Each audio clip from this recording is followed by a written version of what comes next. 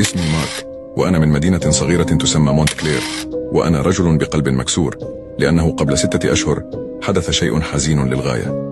توفيت زوجتي ليا، وأنا على وشك اتخاذ قرار سيغير حياتي. كانت هناك سلسلة من الأحداث غير المفسرة تحدث حول قبرها، زهور طازجة، كما لو أن شخصا ما وضعها هناك فقط من أجلها.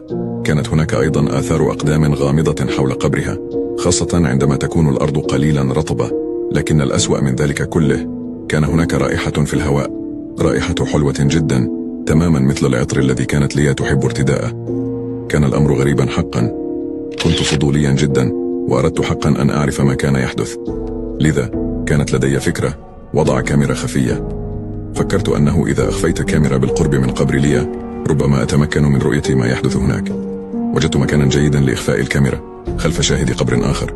في الليلة الأولى شاهدت الصور، ولم يكن هناك شيء، لا شيء على الإطلاق.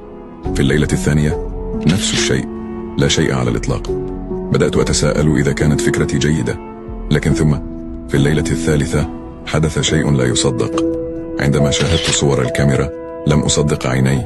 زوجتي امرأة فظيعة، أشعر بخيبة أمل شديدة منها.